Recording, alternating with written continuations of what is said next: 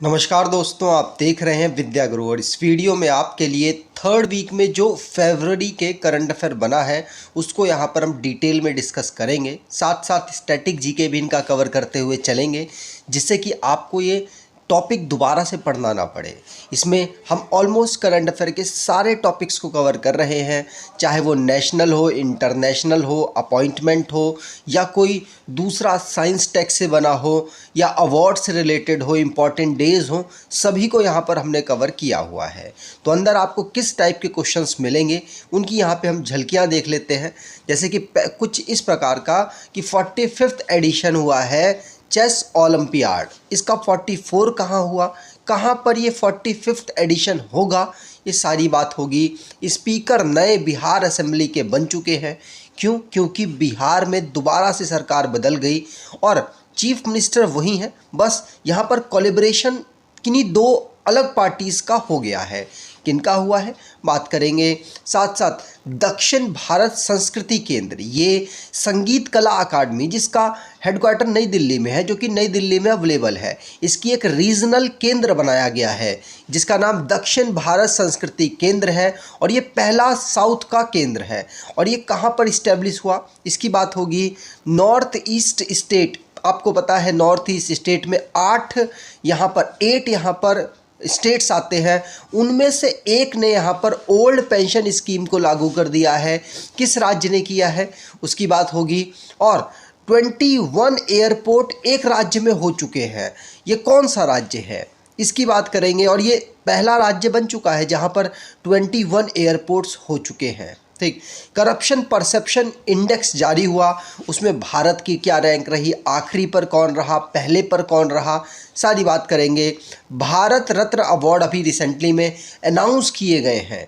Total कितने? 5 लोगों को, उनका क्या क्या नाम है, किन किन क्षेत्रों से जुड़े हुए थे, इसकी बात होगी।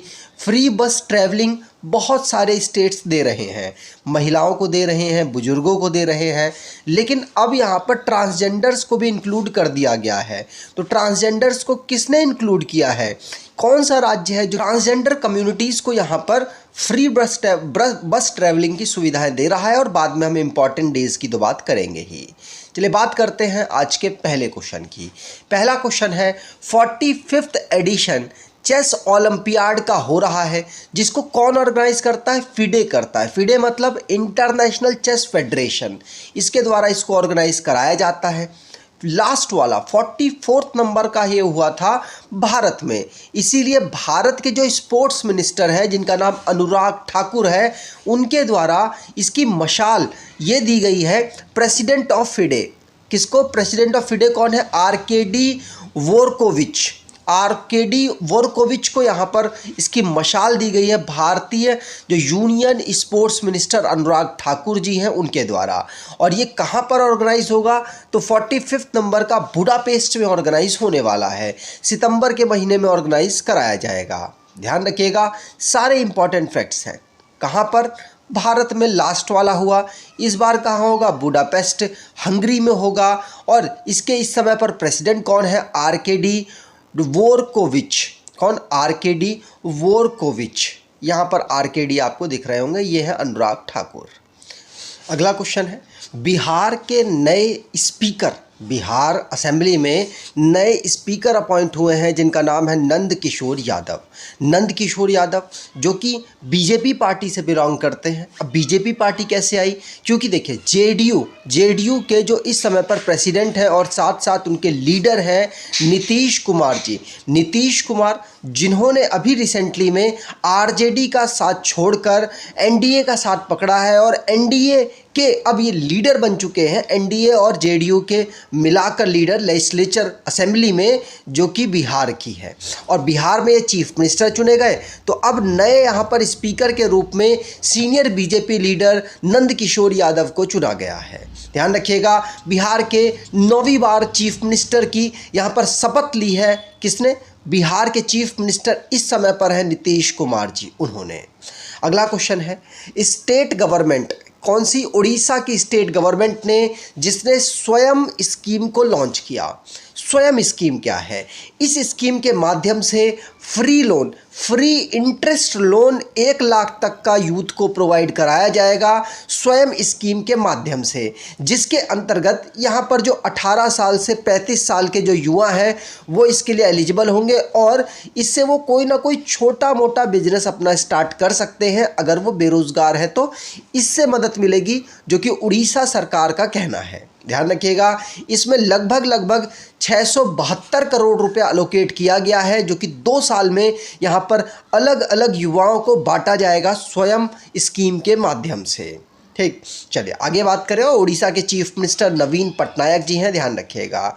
अगला क्वेश्चन, जो लेट जनरल बिपिन रावत जी हैं, ये भारत के पहले सीडीएस भी थे और इनका निधन हो गया था जब ये तमिलनाडु जा रहे थे किसी फंक्शन को अटेंड करने, और उन्हीं की याद में देहरादून, जो कि उत्तराखंड की कैपिटल है, वहाँ पर चीफ ऑफ डिफेंस स्टाफ जो पहले रहे हैं इन जनरल बिपिन रावत जी का स्टैचू अनवील किया गया है। ध्यान रखिएगा, ये पहले चीफ ऑफ डिफेंस स्टाफ रहे, पहले सीडीएस रहे हैं, इसीलिए इम्पॉर्टेंट है। और इनका स्टैचू अभी रिसेंटली में अनवील हुआ और पहला स्टैचू, भारत में पहला स्टैचू इनका अनवील हुआ है आफ्टर जब ये शहीद हो गए उसके बाद। ठीक, चलिए आगे बात करें। और उत्तराखंड के ही निवासी भी थे ये।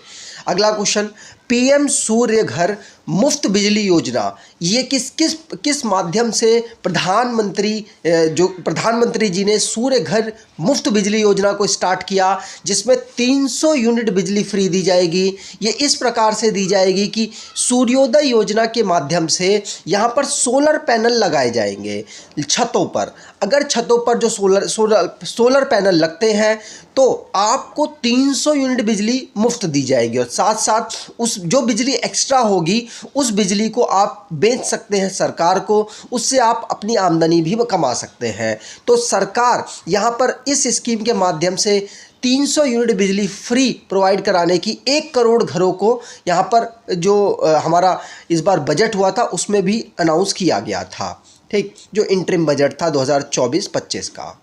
अगला क्वेश्चन, अगले प्रेसिडेंट फिनलैंड के कौन बन गए?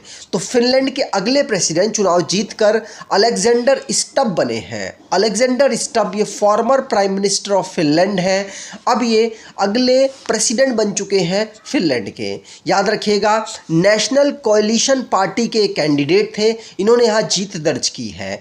यहाँ पर ये 2014-15 में प्राइम मिनिस्टर भी रहे हैं, प्रधानमंत्री भी रहे हैं फिनलैंड के। और फिनलैंड की बात करें तो फिनलैंड अभी रिसेंटली चर्चाओं में नाटो की वजह से आया था। NATO North Atlantic Treaty Organization है, जिसके ये मेंबर बन चुका है और ये चर्चाओं में इसलिए रहा क्योंकि यूक्रेन जो युद्ध हुआ उसके बाद ये मेंबर बना है नाटो का। ठीक, और ये बॉर्डर अपना शेयर करता है स्वीडन, नॉर्वे और रशिया के साथ। ये यूरोपियन कंट्री है, इसकी कैपिटल हेलसिंकी है।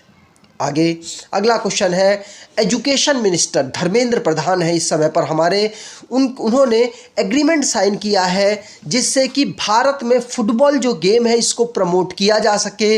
इसके लिए इन्होंने FIFA federation international D football association के साथ एग्रीमेंट साइन किया, जिससे कि लगभग ओडिशा से स्टार्ट किया जाएगा और पूरे भारत देश में प्रमोट किया जा सके जो स्टूडेंट्स हैं उनके अंदर फुटबॉल की भावनाओं को। इसीलिए इसे यहाँ पर फीफा के साथ भारत के एजुकेशन मिनिस्टर ने साइन अप किया है और ये अब मदद करने वाले हैं भारत की किस तरीके से फुटबॉल को प्रमोट किया जाए भारत में। याद रखिएगा, भारत के ये हैं एजुकेशन मिनिस्टर धर्मेंद्र प्रधान जी।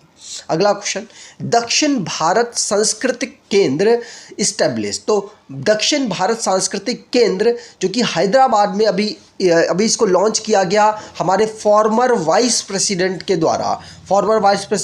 वेंकैया नायडू जी के द्वारा, और ये संगीत नाटक अकेडमी का पहला रीजनल यहाँ पर सेंटर है जिसको यहाँ पर इनॉग्रेट किया गया है। ध्यान रखिएगा, पूछा जा सकता है। यहाँ पर है ये हमारे फॉर्मर 13th नंबर के vice president M Venkaiah Naidu, और इन्होंने ही यहाँ पर हैदराबाद में रीजनल सेंटर संगीत कला अकादमी का लॉन्च किया है। अगला क्वेश्चन, कौन सी कंट्री ऐसी है जिसने अभी रिसेंटली में इंडियन पेमेंट सिस्टम यूपीआई और रुपे कार्ड को यहाँ पर एक्सेप्ट किया है, इम्प्लीमेंट किया है। तो ये अभी रिसेंटली में श्रीलंका और मॉरिशस में किया गया। इसके माध्यम से ये भारत के प्रधानमंत्री ने ही वीडियो कॉन्फ्रेंसिंग के माध्यम से किया, वर्चुअली माध्यम से किया है। और इससे क्या होगा, जो भारतीय श्रीलंका और या मॉरिशस में घूमने जाएंगे उनको पेमेंट करने में आसानी होगी। साथ साथ जो श्रीलंकन या फिर मॉरिशस के जो सिटीजन्स हैं वो भारत में आते हैं तो उनको भी पेमेंट करने में आसानी होगी। इसीलिए इसको लॉन्च किया गया, इसको इम्प्लीमेंट किया गया दोनों देशों में। ध्यान रखिएगा, यूपीआई और यहाँ पर रुपे कार्ड को दोनों को इम्प्लीमेंट किया गया है श्रीलंका और मॉरिशस में। श्रीलंका की बात करें तो रानिल विक्रमासिंघे यहाँ के प्रेसिडेंट हैं, दिनेश गुणावर्देना यहाँ के प्राइम मिनिस्टर हैं, कैपिटल यहाँ की श्री जयवर्धनापुरम कोट्टे, लेजिस्लेटिव और एग्जीक्यूटिव और जुडिशरी कैपिटल कोलंबो है। करेंसी यहाँ की श्रीलंकन रुपी है। अगर मॉरिशस की बात करें तो प्रविज राज सिंह रूपम ये यहाँ के प्रेसिडेंट हैं और प्रविंद जगन्नाथ ये यहाँ के प्राइम मिनिस्टर हैं। पोर्ट लुइस यहाँ की कैपिटल और मॉरिशियन रुपी यहाँ की करेंसी है। अगला question, ICC under 19 world cup 2024 हुआ जिसे ऑस्ट्रेलिया ने जीत लिया। कहाँ ऑर्गेनाइज हुआ? साउथ अफ्रीका में ऑर्गेनाइज हुआ। भारत को हराकर ऑस्ट्रेलिया ने इसे जीता है, इसीलिए इंपॉर्टेंट है, ध्यान रखिएगा। ऑस्ट्रेलिया इसको पहली बार नहीं जीत रहा है, कई बार इसको ये जीत चुका है। तो भारत और ऑस्ट्रेलिया के बीच में साउथ अफ्रीका में इस टूर्नामेंट को ऑर्गेनाइज कराया जा रहा था। ऑस्ट्रेलिया ने यहाँ जीत दर्ज की, भारत यहाँ पर रनर अप रहा है। और अगर बात करें ऑस्ट्रेलिया की तो ऑस्ट्रेलिया इसको चौथी बार जीत रहा है। 1988 में जीता, 2000 में जीता, 2010 में जीता और 2014 में under 19 ICC under 19 men's cricket world cup को जीत गया है। भारत की बात करें तो भारत भी इसे मल्टीपल टाइम जीत चुका है। 2000 सन में भारत जीता, 2008 में जीता, 2012 में जीता और 2018 में भारत यहाँ पर जीता है। तो भारत भी इसे मल्टीपल टाइम जीत चुका है, ध्यान रखिएगा।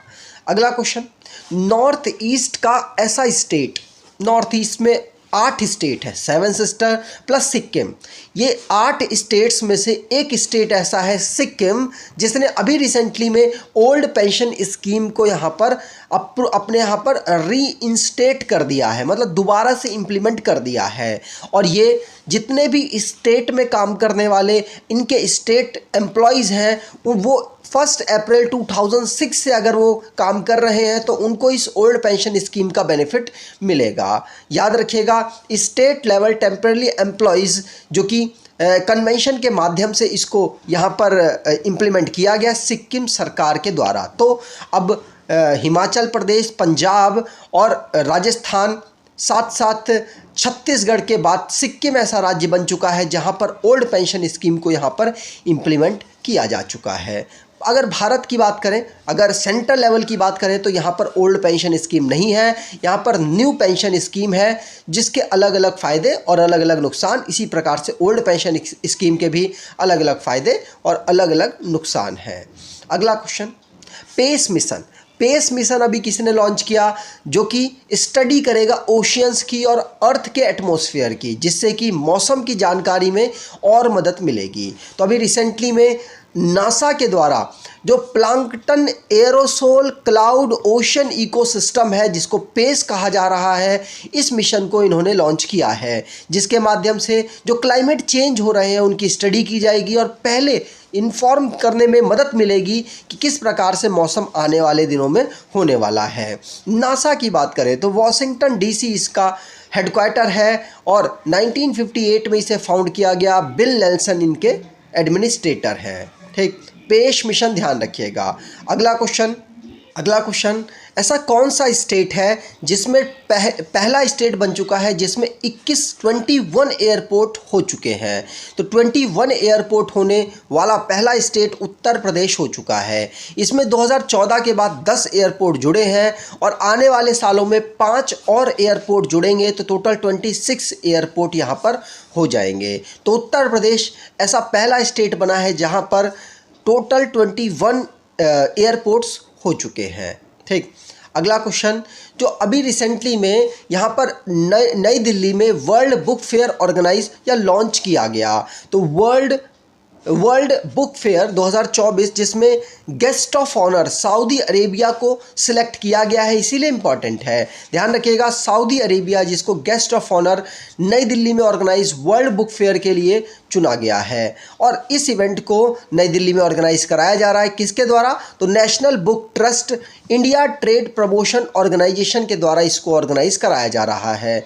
10 फरवरी से 18 फरवरी तक इसे ऑर्गेनाइज कराया जाएगा, ध्यान रखिएगा, दिल्ली में प्रगति मैदान पर। ठीक, आगे अगला क्वेश्चन, करप्शन परसेप्शन इंडेक्स 2023 की रिपोर्ट जारी हुई, जिसमें सोमालिया सबसे आखिरी पोजीशन पर रहा। मतलब यहाँ पर जो करप्शन है वो सबसे ज़्यादा है।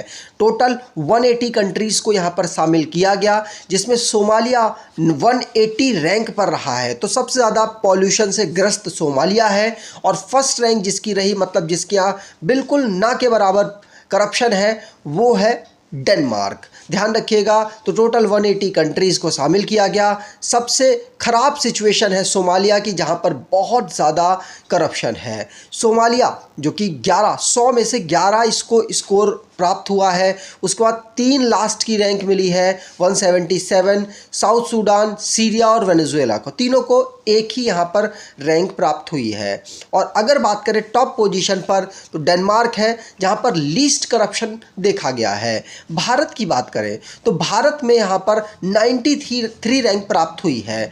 भारत यहाँ पर पिछली बार से 7 पोजीशन डाउन हो चुका है और उसके बाद 93 पोजीशन पर पहुंचा है। ध्यान रखिएगा, तीनों की रैंक, पहले पर डेनमार्क, भारत 93rd पर और सबसे लास्ट पर सोमालिया।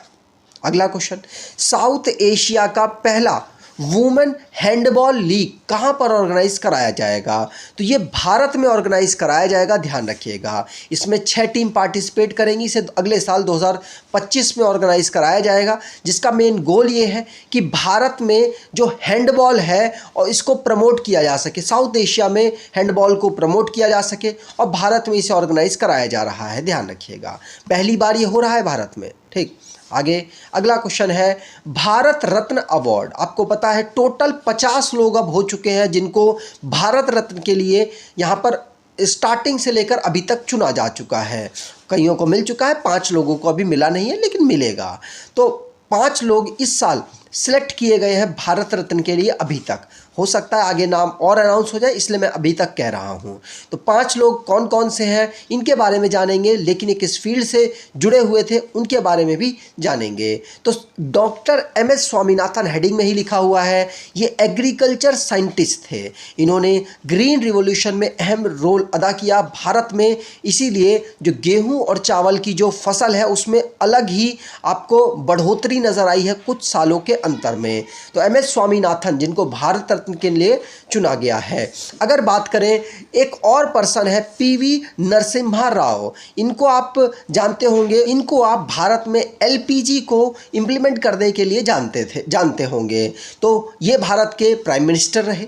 और चौधरी चरण सिंह जी, ये भी भारत के प्राइम मिनिस्टर रहे और ये किसान के नेता के रूप में जाने जाते थे। ये भी भारत के प्राइम मिनिस्टर रहे, लेकिन इन्होंने एक भी दिन पार्लियामेंट में अपनी अटेंडेंस नहीं बनाई, मतलब काफ़ी शॉर्ट टाइम के लिए प्राइम मिनिस्टर रहे थे। और की बात करें तो और 2 पर्सन हैं। वो 2 पर्सन जो कि एक पर्सन है बिहार के Karpoori Thakur, former chief minister रहे, और दूसरे पर्सन है लाल कृष्ण आडवाणी। ये बीजेपी के बहुत बड़े लीडर रहे और ये डिप्टी प्राइम मिनिस्टर के रूप में भी इन्होंने काम किया है, ध्यान रखिएगा। अगर बात करें लास्ट टाइम किसको किसको मिला, तो लास्ट टाइम मिला था 2019 में 3 लोगों को। एक तो नानाजी देशमुख को, दूसरा भूपेंद्र कुमार हजारिका को और तीसरे प्रणब मुखर्जी जी को, ध्यान रखिएगा। ठीक, आगे बात करें, वर्ल्ड गवर्नमेंट समिट 2024 ऑर्गेनाइज कहाँ हो रहा है, तो इसे दुबई में ऑर्गेनाइज कराया जा रहा है। और दुबई में ऑर्गेनाइज कराया गया, इसकी थीम शेपिंग फ्यूचर गवर्नमेंट्स रखी गई है। यहाँ पर भारत को एक अवार्ड मिला है, इसलिए इम्पॉर्टेंट है। भारत के लिए एक अवार्ड इनको भारत को AI रास्ते के लिए एक अवार्ड मिला है। AI driven government service category में अवार्ड मिला है। ये क्या है? ये इंटेलिजेंट ये जो आई रास्ते है क्या है? ये इंटेलिजेंट सॉल्यूशन प्रोवाइड कराया गया रोड सेफ्टी से रिलेटेड, जिसमें इंजीनियरिंग और टेक्नोलॉजी का कोलैबोरेशन करके यहाँ पर इसको डेवलप किया गया आई रास्ते, और ये ministry of road and transport के द्वारा इसको लॉन्च किया गया है आई रास्ते, जिसको नागपुर और तेलंगाना में डिप्लॉय किया जा चुका है, मतलब इसको वहाँ पर लागू किया जा चुका है। ठीक, इसके लिए भारत को अवार्ड मिला। अगला क्वेश्चन, सैफ जो कि साउथ एशिया के फुटबॉल से रिलेटेड है, एक टूर्नामेंट है जिसमें वुमेन अंडर 19 चैंपियनशिप भारत और बांग्लादेश यहाँ पर दोनों मिलकर जॉइंटली विनर हुए हैं। इस टूर्नामेंट में भारत और बांग्लादेश दोनों जॉइंटली विनर हुए। कहाँ ऑर्गेनाइज कराया गया? तो बांग्लादेश में ही इसको ऑर्गेनाइज कराया गया, तो ध्यान रखिएगा, पूछा जा सकता है। अगला क्वेश्चन, टाटा ग्रुप्स का एक ई कॉमर्स यूनिट है टाटा डिजिटल, तो टाटा डिजिटल के सीईओ और एमडी, नए सीईओ और एमडी कौन बन गए हैं? आंसर होगा नवीन तहलियानी। कौन? नवीन तहलियानी। ये नए टाटा डिजिटल के जो कि सीईओ और एमडी बन चुके हैं। ये ई कॉमर्स यूनिट है टाटा ग्रुप की। टाटा ग्रुप बहुत बड़ा है, उसमें ई कॉमर्स यूनिट के यहाँ पर सीईओ और एमडी बने हैं। अगला क्वेश्चन, कजाकिस्तान के नए प्राइम मिनिस्टर कौन बन गए हैं? तो कजाकिस्तान के नए प्राइम मिनिस्टर बने हैं ओल्जास बेक्टेनोव। कौन? ओल्जास बेक्टेनोव। ध्यान रखिएगा, कजाकिस्तान सेंट्रल एशिया की एक कंट्री है जो कि फॉर्मरी पहले संयुक्त जो रशिया था उसके अंतर्गत आता, सोवियत संघ के अंतर्गत ये आता था, और अब ये अलग हो चुका है, कंट्री है। इसकी कैपिटल अस्ताना है। ठीक, ये है बेक्टेनोव। अगला क्वेश्चन, सेंट्रल गवर्नमेंट जिसने अभी रिसेंटली में कंसीडर किया है कि वो ख़त्म करेंगे फ्री मूवमेंट रिजीम को। फ्री मूवमेंट रिजीम म्यांमार के साथ चल रहा है। इसके अंतर्गत भारत के जो बॉर्डर पर रह रहे, म्यांमार से भारत का जो बॉर्डर 4 राज्यों के साथ कनेक्ट होता है, तो उन 4 राज्यों के अगर नागरिक आगे मूव करते हैं, म्यांमार में जाते हैं 16 किलोमीटर तक, तो उनको कोई वीज़ा वगैरह नहीं लेना पड़ेगा, डायरेक्टली जा सकते हैं। इसी प्रकार से म्यांमार के भी जो बॉर्डर पर रहने वाले लोग हैं वो भारत में अगर 16 किलोमीटर अंदर आ सकते हैं, तो उनसे भी कोई कागज वागज की बात नहीं की जाएगी। ये 2018 में इम्प्लीमेंट किया गया था, लेकिन अब इसको ख़त्म करने की बात यहाँ पर जो सेंट्रल गवर्नमेंट है वो कंसीडर कर रही है कि इसको ख़त्म कर दिया जाए। बहुत सारे रोहिंग्यास का एंट्री भारत में देखी गई है, इसीलिए भारत यहाँ पर ये फैसला ले रहा है। और म्यांमार में लोकतांत्रिक सरकार चल भी नहीं रही है, वहाँ पर आर्मी शासन कर रही है काफ़ी समय से, इसीलिए भारत इस पर विचार कर रहा है। और भारत यहाँ पर बाउंड्री भी बनाने की कोशिश कर रहा है। भारत अरुणाचल प्रदेश, नागालैंड, मणिपुर और मिजोरम के साथ म्यांमार की जो बाउंड्री है वो शेयर करता है, ध्यान रखिएगा, और यहीं पर फ्री रिजीम चल रहा है। ठीक, अगला क्वेश्चन, तेलंगाना गवर्नमेंट जो कि चेंज कर चुका है, डिसाइड कर चुका है नेशनल एंथम को चेंज करने के लिए, और ये नेशनल एंथम जय जय हो तेलंगाना इन्होंने रखा है। तो ध्यान रखिएगा, सिर्फ एक याद रखेंगे कि तेलंगाना का जो यहाँ पर नेशनल एंथम है वो जय जय हो तेलंगाना हो गया है, और ये डिसाइड किया है तेलंगाना की गवर्नमेंट ने। ठीक, आगे बात करें, और वहाँ पर कांग्रेस सरकार चल रही है, आपको मालूम होना चाहिए। अगला क्वेश्चन है, प्रधानमंत्री मोदी जी के द्वारा माँ कामाख्या कॉरिडोर को यहाँ पर फाउंडेशन स्टोन इसका रखा गया है। तो माँ कामाख्या जो मंदिर, अगर आपको पता होगा कहाँ पर है, तो ये मंदिर है आसाम में। आसाम में गुवाहाटी एक इनकी सिटी है, वहाँ पर, वहीं पर इनका हाई कोर्ट भी है, इसलिए आप जानते होंगे। तो गुवाहाटी में माँ कामाख्या कॉरिडोर, यहाँ पर इसका फाउंडेशन स्टोन प्रधानमंत्री मोदी जी के द्वारा रखा गया, ध्यान रखिएगा, पूछा जा सकता है। ठीक, आगे बात करें। अगला क्वेश्चन है, 7th इंडियन ओशन कॉन्फ्रेंस कहाँ पर ऑर्गेनाइज कराई जाएगी? तो 7th इंडियन ओशन कॉन्फ्रेंस को ऑर्गेनाइज कराया जाएगा ऑस्ट्रेलिया में, ऑस्ट्रेलिया के पर्थ में। ध्यान रखिएगा, इसमें ओशन से रिलेटेड किस प्रकार से हम ओशन में स्टेबल और सस्टेनेबल इंडियन ओशन को डेवलप करें, वहाँ का इकोसिस्टम डेवलप करें, इसीलिए इसको ऑर्गेनाइज कराया जाता है। इसकी थीम भी कुछ इसी प्रकार से toward a stable sustainable Indian ocean रखी गई है। ठीक, आगे बात करें।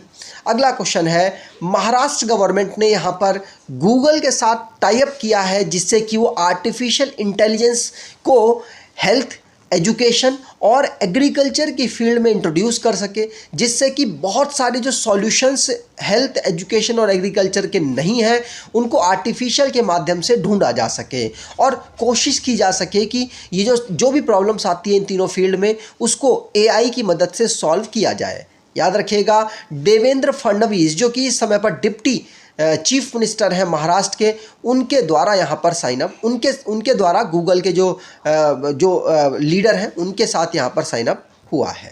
ठीक, अगला question, Chennai super king IPL में 10 टीमें खेलती हैं, उनमें एक चेन्नई सुपर किंग है, महेंद्र सिंह धोनी इसके कैप्टन हैं। अब यहाँ पर इस टीम ने एग्रीमेंट साइन किया है ऑफिशियल स्पॉन्सरशिप के लिए एतिहाद एयरवेज के साथ। किसके?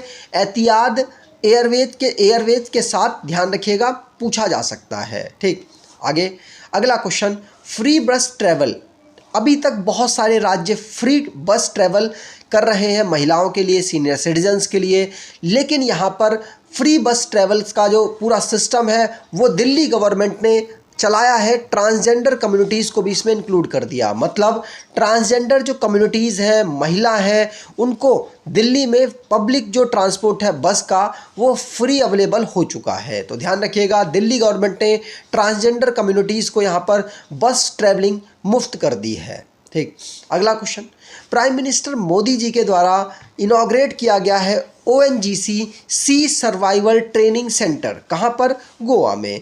तो ONGC का सी सर्वाइवल ट्रेनिंग सेंटर जो कि सर्वाइवल इकोसिस्टम डेवलप करेगा ग्लोबल स्टैंडर्ड का, और ये गोवा में प्राइम मिनिस्टर मोदी जी के द्वारा इनॉग्रेट किया गया है। ठीक, आगे अगला क्वेश्चन है, दीपिका पादुकोण जो कि बाफ्टा एक अवार्ड सेरेमनी है ब्रिटिश की, वहाँ पर अब ये इनको रिस्पॉन्सिबिलिटी मिली है कि वो अवार्ड सेरेमनी को प्रेजेंट करें। तो दीपिका पादुकोण बाफ्टा, जिसको लंदन में ऑर्गेनाइज कराया जाएगा इसकी अवार्ड सेरेमनी, वहाँ पर दीपिका पादुकोण प्रेजेंटर के रूप में दिखेंगी। तो ध्यान रखिएगा, पूछा जा सकता है, इन्होंने 2023 में ऑस्कर को भी प्रेजेंट किया है। ठीक, अगला question, Saurashtra cricket association stadium का नाम अब चेंज किया जाएगा और ये नाम रखा जाएगा निरंजन शाह के नाम पर। इन्होंने जो ये फॉर्मर सेक्रेटरी भी रहे हैं BCCI के, इन्होंने 12 फर्स्ट क्लास मैच 1965 से लेकर 1975 तक खेले हैं। अब निरंजन शाह के नाम पर सौराष्ट्र क्रिकेट एसोसिएशन स्टेडियम का नाम रखा जाएगा, जो कि गुजरात में अवेलेबल है। ठीक, आगे बात करें, अगला क्वेश्चन है इम्पॉर्टेंट डे से रिलेटेड। तो वर्ल्ड यूनानी डे हम कब ऑब्जर्व करते हैं? तो वर्ल्ड यूनानी डे हम 11 फरवरी को ऑब्जर्व करते हैं, जिसकी theme one earth one health रखी गई है। ये एक पद्धति है, ग्रीक मेडिसिन की पद्धति है।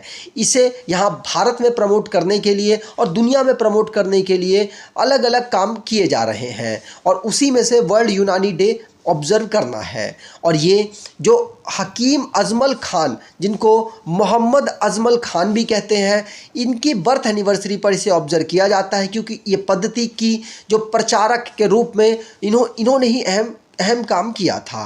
और भारत में जो सेंट्रल आयुष मिनिस्टर हैं सर्बानंद सोनोवाल जी, वो भी आयुष के माध्यम से, यू का मतलब यूनानी है, यूनानी को प्रमोट करने की बात कहते हैं।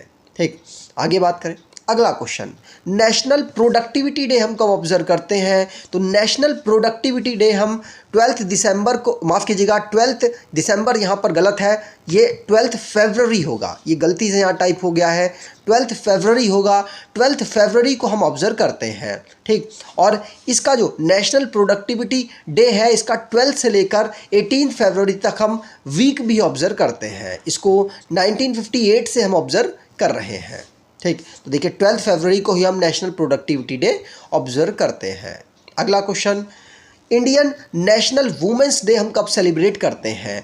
तो इंडियन नेशनल वुमेंस डे हम 13 फरवरी को ऑब्जर्व करते हैं। ये सरोजनी नायडू जी के बर्थ एनिवर्सरी पर हम ऑब्जर्व करते हैं। अगर इंटरनेशनल वुमेंस डे की बात करें तो वो 8 मार्च को ऑब्जर्व होता है। सरोजनी नायडू जी की बात करें तो ये 13 फरवरी 1879 में इनका बर्थ हुआ था। इनको नाइटिंगेल ऑफ इंडिया, भारत कोकिला के नाम से भी जाना जाता है। इंडिपेंडेंस के समय पर इनके योगदान को देखते हुए इंडियन नेशनल वुमेंस डे इनके बर्थ पर ऑब्जर्व किया जाता है।